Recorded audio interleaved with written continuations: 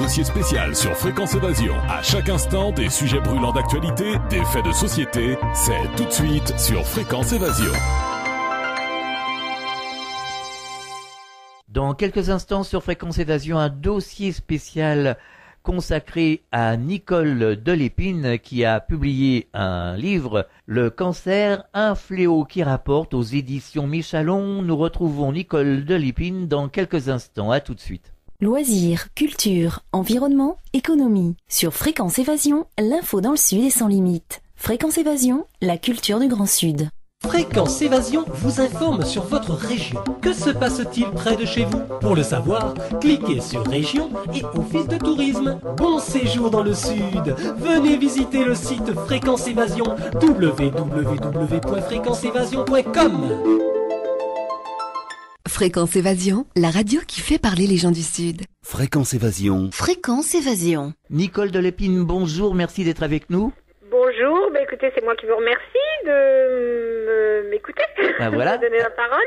Alors, vous venez de publier un livre, Le cancer, un fléau qui rapporte, aux éditions Michalon. Qu'est-ce qui vous a incité à écrire cet ouvrage? Écoutez, je fais l'oncologie depuis une trentaine d'années, la pédiatrie depuis 40 ans, et je suis tout à fait désespérée, mais je vais essayer de positiver le message.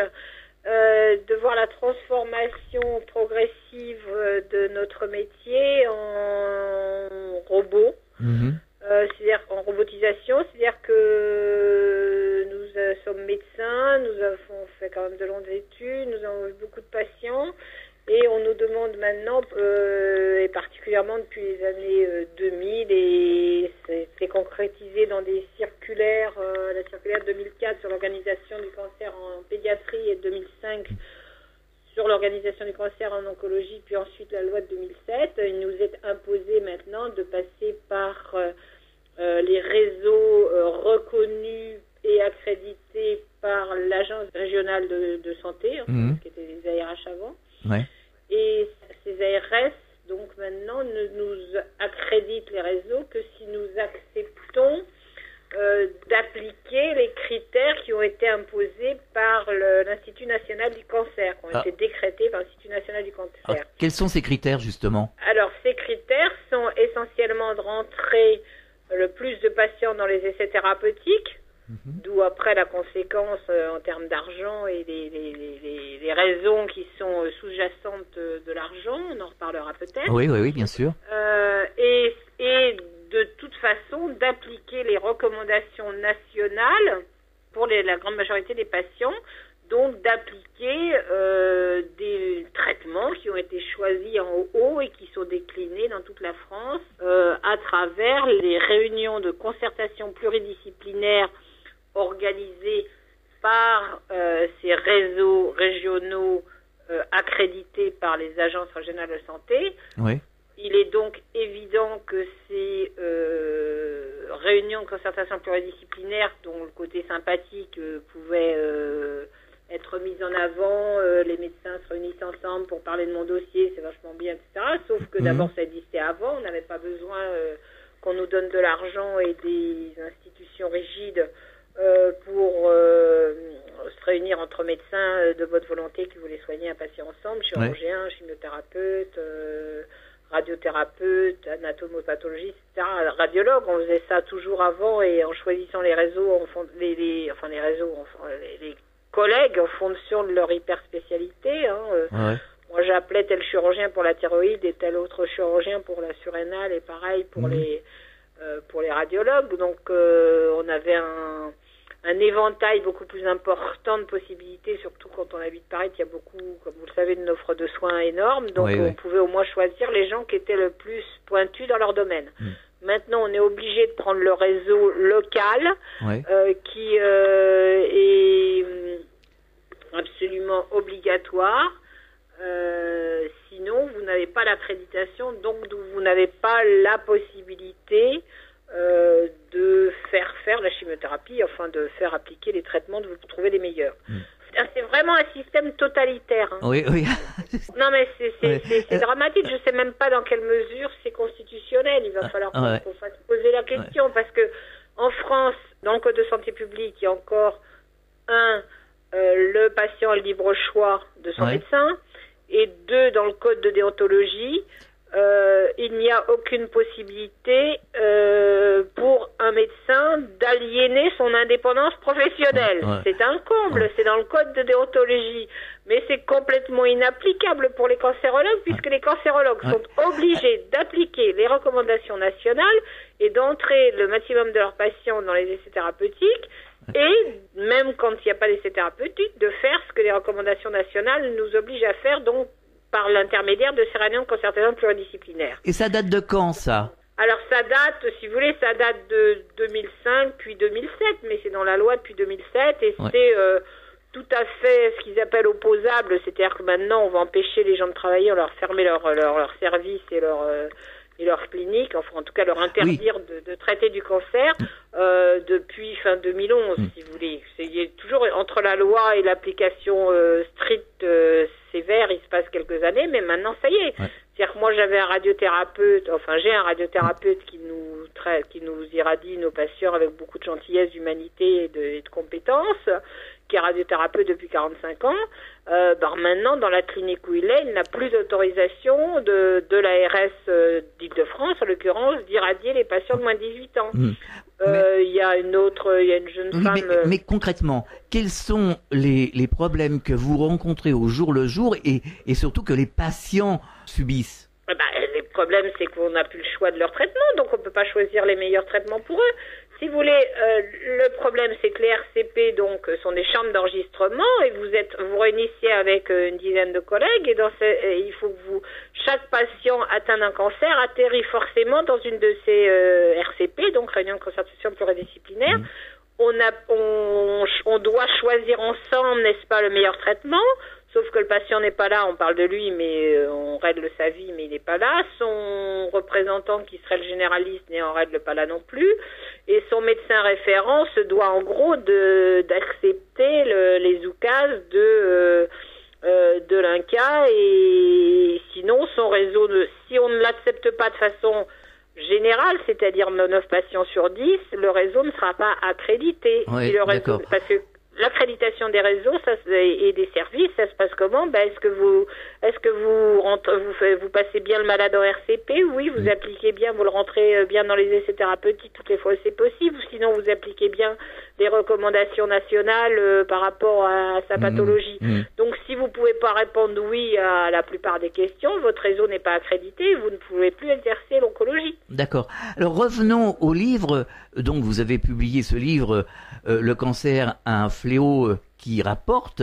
Pourquoi? Qui rapporte à qui et à quoi? Alors, j'ai publié le livre pour dénoncer le système totalitaire dans lequel nous sommes, à l'exception près quand même que je suis pas au goulag, je suis en train de vous parler, donc non, mais c'est important. Oui, bien sûr. Non, mais c'est important, ça veut dire qu'on peut peut-être encore essayer de le faire sauter, ce système-là. Oui, tout à fait. Donc, c'est quand même une différence non négligeable, quand même. Par contre, j'ai publié pour essayer effectivement de dire attention, on peut pas continuer, on fait perdre des chances de survie, des pertes de chances de survie aux patients parce que on applique bêtement, on est des robots, on applique bêtement, là, on a un patient, une maladie, il a tel âge, il a telle tumeur, telle extension, telle histologie, crac, on tape trois clics sur l'ordinateur, on vous dit faut tel protocole, vous appliquez tel protocole. Alors dans la RCP, vous avez le droit, je reviens à l'argent, dans la RCP, vous avez le droit évidemment, on va me dire, mais vous avez le droit de faire autrement. Oui, ponctuellement, sur un patient, une fois de temps en temps, je vais pouvoir faire autrement, mais la preuve sociale fait que vous n'allez pas vous opposer aux 9 sur 10 collègues qui sont là et que vous allez embêter en n'appliquant pas ce qu'on demande d'appliquer, et ça va mettre en cause l'accréditation du réseau et plein d'ennuis. Donc en gros, vous allez le faire de façon exceptionnelle, parce que non seulement il faudra expliquer à vos collègues pourquoi vous marchez pas dans le système, c'est-à-dire vous n'appliquez pas dans le cas particulier la recommandation nationale, mais après il va falloir aussi l'expliquer aux patients et dire aux patients, finalement il y a un protocole national, mais moi je vais vous faire autrement. Donc déjà le patient il va pas comprendre, parce qu'il est rassuré par le fait que tout le monde a le même protocole, c'est réfléchi en haut par les grosses têtes, etc. Donc si vous voulez, le patient va pas comprendre. Donc vos collègues comprennent pas, le patient comprend pas, il faudra vous expliquer en long, en large, en travers dans l'observation, parce que si problème, enfin parce que c'est légal, et puis si problème juridique, la plupart des gens pensent quand même que ils sont protégés parapluie par le fait d'avoir appliqué les recommandations. Donc vous imaginez combien de fois on va essayer de alors ça c'est plutôt la pression. C'est plutôt la partie administrative finalement. Alors ça, c'est la partie administrative. Voilà. Mais pourquoi ces réseaux ont été créés? On arrive après parce que allez-y, alors expliquez-nous. Toute chose a une raison. Bien sûr. Hein Donc si vous voulez, on est passé d'une médecine qui était celle du serment d'Hippocrate au devoir de donner les soins selon les données acquises de la science et le plus humainement, le plus gentiment et le plus efficacement possible. Au devoir de faire marcher la machine à sous. Parce que, si vous voulez, qu'est-ce qui s'est passé? Effectivement, les essais thérapeutiques, c'est pour essayer des drogues. Alors, on dit c'est pour faire la recherche et des progrès. Mais enfin, d'abord, le patient, quand il vient vous voir, il vient surtout vous voir pour qu'on le soigne. Bon, bien sûr. Si éventuellement ça sert à la recherche, il est pas mécontent. Mais enfin, au-delà, c'est pas son problème. Ça doit pas être un cobaye, en tout cas. Il vient pas vous voir, Madame de Lépine, j'ai envie d'être cobaye aujourd'hui. Non, tout à fait. Voir est-ce que vous on est bien d'accord. à guérir, d'accord? D'accord. Donc en pratique, on a effectivement le médecin progressivement se transforme en chercheur au service soi-disant de la science et pratiquement au service de l'industrie pharmaceutique. Oui. D'accord? Parce que qu'est-ce qui s'est passé à partir des années 2000 en particulier et 2003 précisément? Les molécules dites innovantes, vous savez, toute la publicité sur les thérapies. On en a parlé avec Sylvie Simon, oui.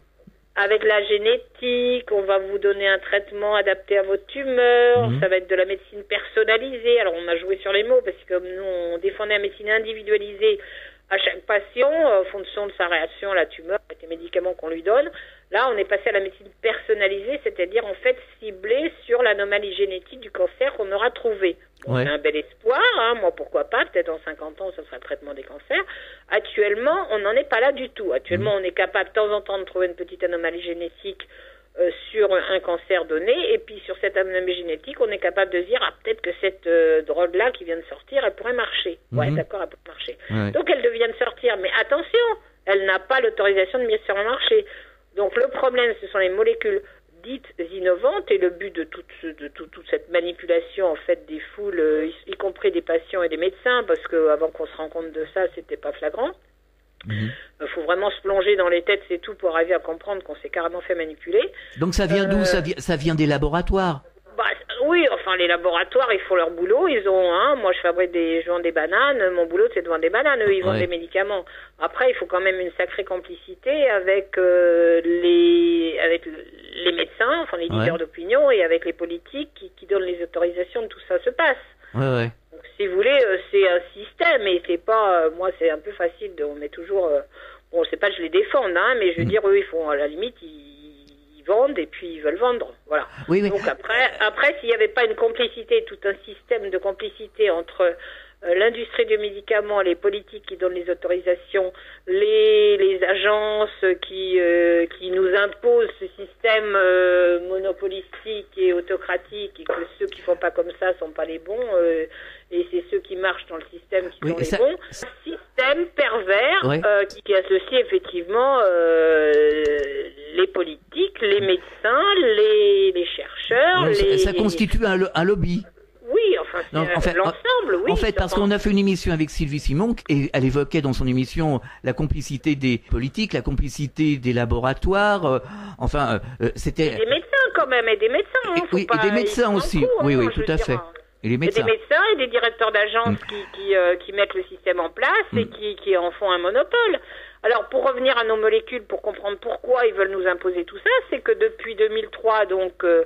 Il a été autorisé, enfin il était décidé au niveau de l'Élysée au moment où ils ont mis en place le plan cancer, où ils ont créé l'Institut national du cancer, qui a été officiellement mis en place en 2005, mais en fait qui existait en gros depuis 2003. Ils ont autorisé à ce que les molécules dites innovantes soient remboursées à 100% rubis sur l'ongle au début de leur usage, c'est-à-dire bien avant l'autorisation de mise sur le marché. C'est-à-dire qu'ils ont réussi ce miracle pour les laboratoires, c'est que les essais des molécules qui arrivent sur le marché, dites innovantes, ou en tout cas qui ont plein d'espoir d'innovation, dont on espère que ce sera de l'innovation. Les tests soient faits sur les malades, remboursés avant l'autorisation de mise sur le marché, et remboursés par la sécurité sociale à 100% avant l'AMM. Et alors, ils sont mis sur une liste qui s'appelle en sus des groupes homogènes de malades, c'est-à-dire que c'est payé par la sécurité sociale, qui n'en a pas décidé, c'était décidé à l'Élysée en absence même du directeur de la sécurité sociale. Mais c'est imposé, la sécurité sociale maintenant n'a plus rien à dire. Le directeur de la sécurité sociale est nommé par l'État et c'est l'État qui décide. Donc là, la sécurité sociale rembourse rubis sur l'ongle les nouvelles molécules qui sont inscrites sur une liste qui est fabriquée au ministère ou maintenant à l'INCa, de toute façon à la direction de la santé. Sur cette liste, ils mettent les molécules qui viennent de sortir, qui n'ont pas encore fait ni les phases 1 ni les phases 2, qui sont en train de faire les essais. C'est avant la phase d'autorisation de mise sur le marché. Alors ça peut durer 2 ans, 3 ans, 5 ans. On les paye. Alors attention, c'est à des prix non négociés, puisqu'on ne négocie jamais avec les laboratoires avant l'autorisation de mise sur le marché. Donc c'est royal, on peut les mettre à n'importe quel prix. Et les prix qui sont décidés, l'OMS le dit bien dans un rapport il y a quelques années, dit on met ces molécules-là, les laboratoires imposent les prix qu'ils veulent au prix maximal qu'ils considèrent que les assurances sociales du pays peuvent le tolérer. C'est pas beau ça? On sait que vous allez pouvoir tolérer de mettre 13 000 euros le crisotinib par mois pour tous les patients et que la Sécu va rien dire. Eh ben on va faire comme ça. Et qu'est-ce qui se passe? Actuellement, il y a 1,450 milliard euros, je crois, en 2011, qui ont été payés rubis sur l'ongle par la Sécurité sociale pour ces molécules qui seront peut-être des molécules qui seront un jour mises sur le marché ou elles ne le seront pas. Ça va dépendre de l'interprétation des résultats des malades qui auront été rentrés. Donc c'est la recherche. Bon, c'est bien la recherche. Moi, j'ai rien contre, au contraire. Mais la recherche, elle ne doit pas être payée par la Sécurité sociale. Deuxièmement, les patients qui sont entrés dans cette recherche doivent être informés. On ne doit pas leur dire « Ah, c'est formidable, on va vous donner le dernier médicament qui vient de sortir, vous savez, ça va être vachement bien, là. » Et en gros, ça leur donne, 2 mois de survie en moyenne en plus, et éventuellement dans de mauvaises conditions. Alors après, on me fait des grands baratins. Oui, mais 2 mois de survie, c'est bien si c'est votre papa ou vous-même. C'est pas vrai, parce que 2 mois de survie, on peut toujours les obtenir quand on donne vraiment des soins palliatifs corrects aux gens. On marque une pause, on revient dans quelques instants. Vous écoutez Fréquence Évasion, Midi-Pyrénées, Languedoc-Roussillon, Provence, Côte d'Azur. Venez découvrir la cuisine et les recettes du Grand Sud. De la Corse à la Provence, du Languedoc au pays toulousain, toutes les recettes du terroir vous sont proposées sur le site de Fréquence Évasion. Cliquez sur Programme et Cuisine. Bon appétit avec Fréquence Évasion. www.fréquenceévasion.com. Chaque jour sur Fréquence Évasion Grand Sud, info, loisirs, culture, environnement et détente. Fréquence Évasion, www.fréquenceévasion.com. Enfin, il existe une radio dynamique et proche de ses auditeurs. C'est Fréquence Évasion, la radio du Grand Sud sur le web. Écoutez la différence. Nous sommes de retour dans Dossier spécial. Nous sommes toujours en compagnie de Nicole Delépine qui a publié un livre, Le cancer, un fléau qui rapporte. Vous le trouverez aux éditions Michalon. Alors Nicole Delépine, là on a parlé beaucoup d'argent, on a parlé de...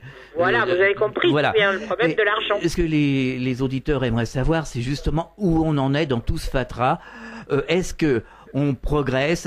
Est-ce que les maladies sont au service des laboratoires? On en parlait beaucoup avec Sylvie Simon d'ailleurs dans de précédentes émissions, parce que on a l'impression, comme vous le dites dans votre livre, que la maladie est en être recul depuis quelques années. On a l'impression que là, elle est plutôt en progression, hein. D'ailleurs, quand on écoute les artistes, vous voyez, par exemple, on va prendre les artistes. Quand vous voyez, il est mort, un tel est mort, ils sont tous morts du cancer. Et donc, on a l'impression que là, la maladie progresse, contrairement à ce que l'on peut dire. Je ne suis pas certaine, si vous voulez, qu'il y ait une augmentation importante. Quand même, hein. Non, parce que si vous étudiez bien les chiffres, vous voyez qu'ils augmentent parce que parce que le cancer de la prostate en France a augmenté 70% en 30 ans, alors qu'il n'a pas augmenté dans les pays voisins, qui ont à peu près la même culture que nous. C'est uniquement lié au dépistage du cancer de la prostate, où on a traité des monceaux de gens qu'on n'avait pas besoin, qu'on les a, qui ne seraient pas morts de leur cancer et qu'on n'aurait peut-être même jamais entendu parler. On fait une biopsie, on trouve des cellules tumorales. Ça ne veut pas dire que vous seriez mort de ce cancer-là. Ah, tout à fait. Pas du tout. Et donc, du coup, on vous opère, on vous transforme en malade. Éventuellement, vous allez peut-être mourir des complications du traitement qu'on vous a donné. Vous auriez peut-être pas eu besoin. C'est idem pour le cancer du sein. Il y a des monceaux, et maintenant, il y a plein de publications. C'est quasiment plus discutable.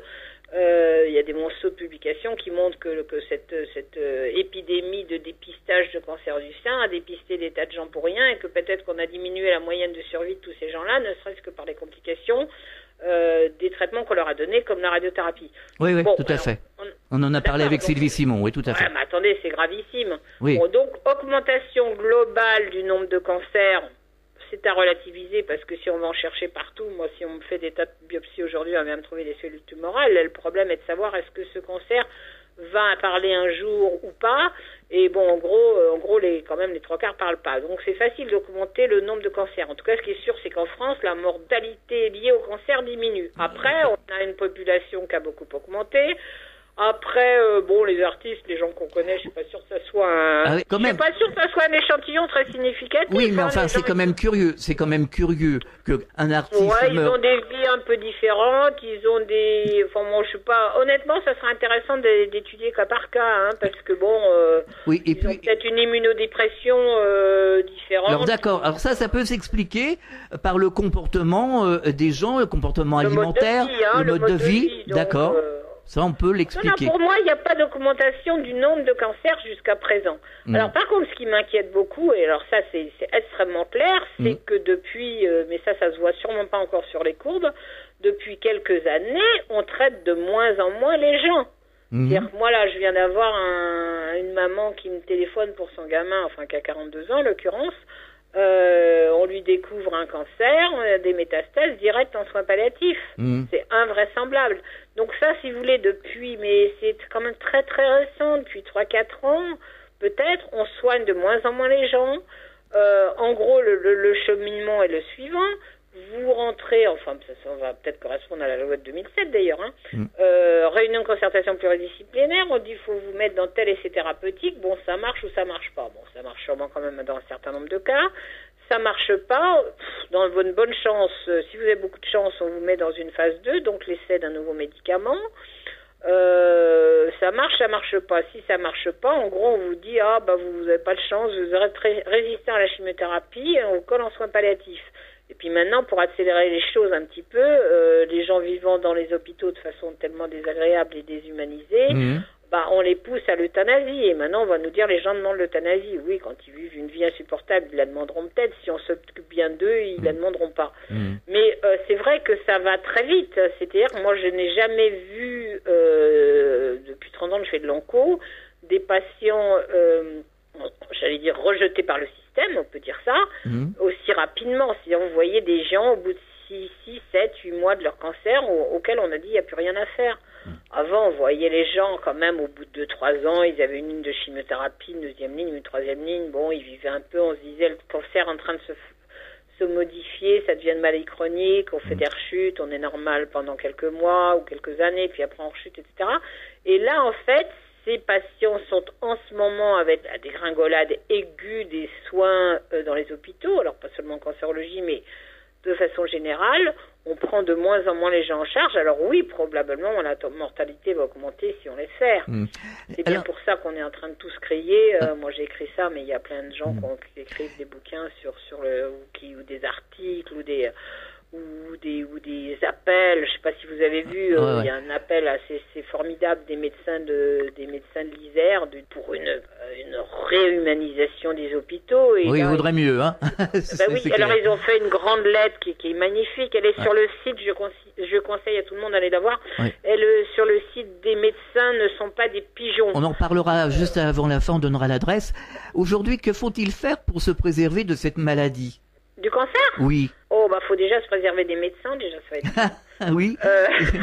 Écoutez, c'est une évidence. Mais il faut arrêter d'aller voir les médecins pour tout et n'importe quoi toutes les 5 minutes. Il faut, parce que du coup, ils vont vous faire des tas d'examens. On finit toujours par trouver. Je vous dis, moi aujourd'hui, on me fait des examens partout. Voilà, on va me trouver forcément quelque chose. Et après, je vais avoir quelque chose. On va me faire on va me faire un traitement et je vais être fichu pour ma vie entière. Ça sera terminé. Donc, faut arrêter d'être les victimes d'un système effectivement carrément financier, parce que les dépistages, ils font vivre beaucoup de gens. Hein. Ils en tuent quelques-uns, mais ils font quand même vivre beaucoup de gens. C'est ce que disait le docteur Sauveur-Boucris que nous avons interviewé il y a quelques jours. Ah bah oui, non, mais c'est une évidence. Je veux dire, le dépistage, vous vous rendez compte, le dépistage du cancer du sang, c'est tout le système des mammographies, des anapathes, des chirurgiens et tout ça. Ça fait vivre des tas de gens. Et puis les gens, dans notre pays, là, ils voient plus que par la médecine. Je sais pas si vous écoutez les conversations dans le métro ou ailleurs. Les gens, ils parlent que de leur médecin. Ils ont été voir machin et qui lui a dit ça. Et faut que les gens arrêtent de vivre sur la médecine. Et déjà, vous protégerez beaucoup, parce que vous protégerez déjà beaucoup de tous les faux cancers, ou vrais cancers, mais qui vous auraient jamais tué, qui auraient jamais explosé. Enfin, quand je dis vrai, ça veut dire que quand on trouve une cellule tumorale, le médecin anatomopathologiste qui a regardé l'invente pas. C'est pas ce que je veux dire. Simplement, cette petite cellule tumorale, elle aurait peut-être jamais rien donné, parce que on fabrique des petits cancers tout le temps, et quand on a une immunité normale, un tonus normal, une vie normale, on détruit les 99 cancers sur 100 qu'on fabrique. Et pour toutes les maladies, c'est pareil, hein, de toute façon. Alors, pour les autres, c'est pareil, hein, mais là, absolument, pour les autres, c'est pareil. Il faut arrêter d'aller voir les médecins. C'est plutôt qu'on a un peu de travers et qu'on est fatigué, qu'on est déprimé, qu'on est triste parce qu'on a perdu quelqu'un. Tout ça, c'est normal. Je veux dire, il faut qu'on se remette dans la vie normale, et déjà, je vais vous dire, on se protégera de beaucoup de cancers, parce qu'en plus, il y a le stress. Imaginez la femme qui se fait sa mammographie. D'abord, c'est un traumatisme absolument épouvantable. Moi, j'en ai fait une fois, mais je me suis juré de jamais y retourner. D'ailleurs, on m'avait dit, ça fait, je sais pas, 5-6 ans, 7 ans, j'avais été faire peut-être 10 même, et il m'avait dit de revenir dans 3 mois parce qu'il y avait un truc suspect. Bon, j'ai toujours gagné ces 10 ans-là, au passage, hein, parce que il n'est rien arrivé entre-temps. Mais évidemment, vous allez faire un examen traumatisant, parce que c'est traumatisant physiquement, là. Ils vous compriment les seins. Il faut que je vous explique ça à vous, mais les femmes doivent me comprendre, ceux qui y ont été. Donc c'est déjà un traumatisme. Un traumatisme en soi, c'est pas bon, hein, parce que c'est quand même, ça crée un phénomène inflammatoire qui sont quand même des états précancéreux. Donc s'il y a un petit truc prêt à exploser, pourquoi pas, il va exploser parce qu'on y a foutu un gros traumatisme déjà. Et puis de toute façon, ça fout un traumatisme psychologique à la femme. Surtout si on le dit, moi j'aurais pas été médecin, franchement, avec ce qu'ils m'ont dit, je me serais dit ça y est, j'ai un cancer. Bon, je serais retourné 3 mois après, on aurait eu encore un doute et j'aurais eu forcément ma biopsie. Vous vous rendez compte le nombre de stress que ça fait? Tout à fait, oui. Et le stress, c'est pas bon. Donc si vous voulez, déjà vous me dites que faire, vivre normalement, pas penser qu'on va tomber malade, on va tous mourir, ça c'est clair. Mais c'est pas la peine d'aller d'aller chercher le traumatisme en plus, l'examen complémentaire en plus. Faut arrêter. Moi, quand je vois, je sais pas, tout le temps, il n'y a pas assez d'IRM, il n'y a pas assez de ci, il n'y a pas assez de ça en France. On fait des monceaux d'examens pour des choses inutiles. Donc, si on les gardait pour les vrais malades, c'est-à-dire à partir du moment où vous avez un signe clinique, un vrai, quoi. Je sais pas, vous avez une boule qui pousse, faut aller voir, bien sûr. Tout à fait. À ce moment-là, souvent, c'est là que les gens n'y vont pas, d'ailleurs. C'est assez curieux, le cheminement dans la tête des gens. Mais il faut arrêter qu'il y ait des émissions sur la médecine tous les jours, à la radio, à la télé. C'est pas possible qu'il y ait des émissions télévisées en particulier, hein, je ne sais pas, mais on a compris. Mais sans arrêt on vous dit faut aller voir votre médecin. Là, je sais pas si vous avez vu, il y a une grande pub sur l'éjaculation précoce. Un tiers des hommes, alors là je viens d'un domaine masculin, donc c'est moins peut-être plus clair que mon histoire de traumatisme dans la mammographie. Alors c'était un tiers des hommes, une éjaculation précoce, mais attention, merveille des merveilles, on va vous faire une formation, voilà. Alors maintenant, c'est aller voir votre médecin pour savoir s'il n'y a pas quelque chose à faire, etc. Et tout ça pourquoi? Pour vendre évidemment un médicament, on a bien compris, qui en l'occurrence est un cousin germain du Prozac. C'est quand même pas anodin, je veux dire, c'est quand même ces médicaments dangereux qui pour une part probablement expliquent les tueries qu'on voit maintenant parce que les gens sont sous psychotropes. Vous vous rendez compte qu'il faut une pub pour faire traiter un tiers des hommes sur l'éjaculation précoce, comme je dis, et les nourrissons, là, on les a pas oubliés, là, les petits mâles. C'est clair. Non, mais ça va, quoi, je veux dire. Mais parce que c'est du conditionnement permanent. Mais c'était extraordinaire, cette histoire d'éjaculation précoce. Ça m'avait frappé parce qu'à 10h, ils vous racontaient l'histoire Cahuzac et les médicaments. Bon, et 10 minutes après, c'était le docteur machin, je vais pas le citer, je vais quand même pas lui faire de pub, hein.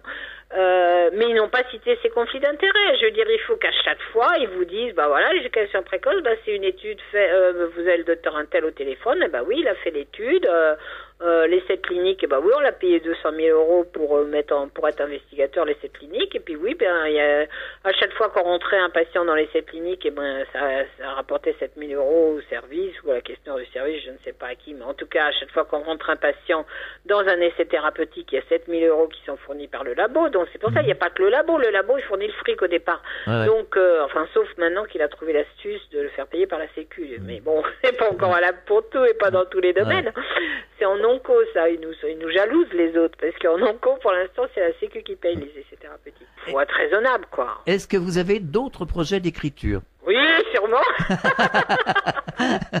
Bon, alors, vous viendrez nous en parler. Est-ce qu'on peut vous retrouver sur Internet? Absolument, sur Internet, c'est www.nicoledelépine.fr. Non, Nicole Delépine, il trouve, hein. Ouais. Donc .fr où j'ai mis essentiellement tout ce qui est travail scientifique. Hein. Et puis il y a le site de l'association. Oui, allez-y. Qui nous a permis d'exister depuis 30 ans, qui s'appelle www.ametist.fr. Et puis je profite, si je peux, de faire un appel, parce que comme vous imaginez, notre service d'oncologie pédiatrique individualisée ne plaît guère aux gens qui veulent imposer à tout le monde l'essai thérapeutique, contre lesquels j'ai rien quand il n'y a rien de mieux à faire. Hein, mais mon problème, c'est quand il y a des traitements, des schémas thérapeutiques éprouvés qui marchent, qui guérissent 90% des patients, en particulier les enfants, je trouve ça inadmissible de les inclure dans un essai thérapeutique. Tout à fait. Et toute la guerre qu'on fait contre nous est celle-là. Donc mon service est en asphyxie chronique d'infirmières et de médecins. Donc s'il y a des gens qui ont envie de partager notre passion pour essayer de sauver les patients et de sauver ce mode d'exercice humain et simplement fidèle au serment d'Hippocrate, eh ben, qui n'hésite pas par mon site à me contacter et voilà. Tout à fait. Et on cherche du monde, j'allais dire entre guillemets militant, hein, mais c'est on a bien compris. Alors on va rappeler le titre de votre ouvrage, Le cancer, un fléau, qui rapporte aux éditions Michalon. Nicole Delépine, merci d'avoir participé à cette émission et à très bientôt et bon courage pour la suite en tout cas. Voilà, non, mais je vous remercie et la meilleure prévention du cancer, c'est de vivre passionnément. Allez. Vous êtes passionné, on le voit bien. Hein. Voilà, attendez, tous ces gamins, franchement, on peut pas les laisser et les abandonner comme ça sous prétexte qu'ils n'ont pas marché dans l'essai thérapeutique dans lequel on l'avait rentré. Quoi. Merci. Fréquence Évasion.